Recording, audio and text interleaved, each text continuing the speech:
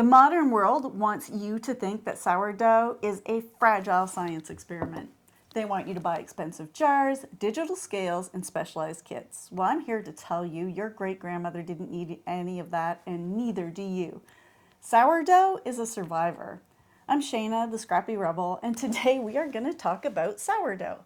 Because in a world of just-in-time supply chains, your jar of wild yeast is your most reliable ally. Most people would look at this and see a graveyard or frustration. I have dried flakes from 2 years ago, a frozen block from last winter, and this old starter at the back of the fridge, drowning in a layer of gray liquid. Is it rescuable? If you don't see fuzz or mold or pink streaks, it's alive. This gray liquid, it's called hooch, and it's not rot, it is a cry for a meal.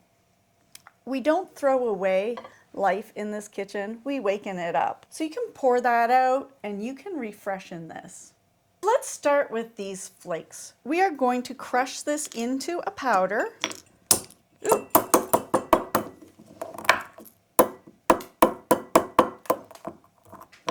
I should have dried this thinner. If you can't get it quite powder-like, that's okay, as long as it's broken up into little pieces. And we're just going to add these to our jar.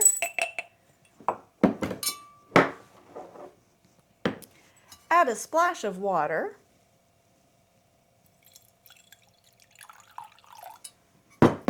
And a scoop of flour. I'm going to try to add about as much flour as I added water. That looks about right. And give it a stir. I like to use a knife for stirring because I can clean it off easier. Sourdough does get sticky. And we are just going to leave this for a few days. We're going to feed it again tomorrow and it's going to come back alive. It's a great way to save a backup plan for sourdough just in case yours does go sideways and your current jar is no longer good. So I'm just going to set this aside. And now if you chose to save your sourdough by freezing it, you're going to let this thaw at room temperature. But whatever you do, do not microwave it. You will kill the soul of the bread before it even has a chance to fight back. So you are just going to take and feed this the same as you would everything else once it thaws out. So I would say you're going to add about 2 tablespoons of this and then about a 1/4 cup of water and a 1/4 cup of flour. Eyeball it, it's okay. So I'm just going to set this aside for now. Now you want to take your active sourdough and save it, but you don't want to freeze it. You don't have much room. We can make these dried flakes really, really simple. And then you don't have to be at the mercy of a dead jar of sourdough ever again. You're just going to need a piece of parchment paper and your active sourdough starter. We are just going to lay the parchment out and we're going to put a thin spread of sourdough. And this is your good sourdough that's active and alive. And you're going to spread it really thinly on your parchment. Just like so. You don't have to be fancy. The thinner you spread it, the easier it's going to be to break up and crush. Don't make it as thick as I made my first one. And you're just going to let this dry at room temperature. The room temperature will make sure that the yeast kind of just goes into a dormant stage and doesn't cook it at all. You're done. You're just going to set this aside in a safe place and let it dry. And once it's dry, you're going to package it into a jar. Don't have a jar of sourdough at the back of your fridge? Then we start from scratch. You don't need a lab. You just need flour, water, and air. The wild yeast is already in your kitchen and it's just waiting for an invitation to dinner. So we are going to make a mixture that is going to be appealing to that yeast. The modern world wants you to measure every gram and get a scale, but I'm here to tell you scales are a luxury and they're not a law for this. We don't need one.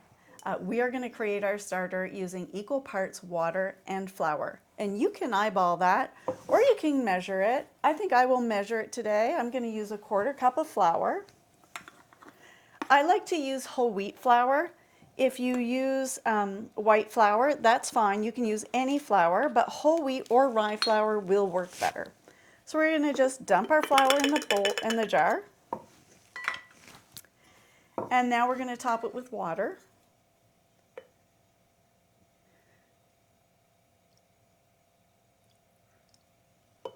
Pour it right in there. Give it a stir to mix everything else up. And now we are going to cover it up loosely and leave it for 48 hours. You'll give it a stir tomorrow. And in 48 hours, you are going to add 2 tablespoons of this starter to a 1/4 cup of flour and a 1/4 cup of water. And you are going to do that every day until within 4 to 6 hours after you feed it, your dough starts to double. And that is when you know that your sourdough starter is ready to use and make all kinds of wonderful recipes. I'm going to teach you how to make kimchi pancakes. I'm going to teach you how to make the most delicious bread, and we can do all kinds of things with this.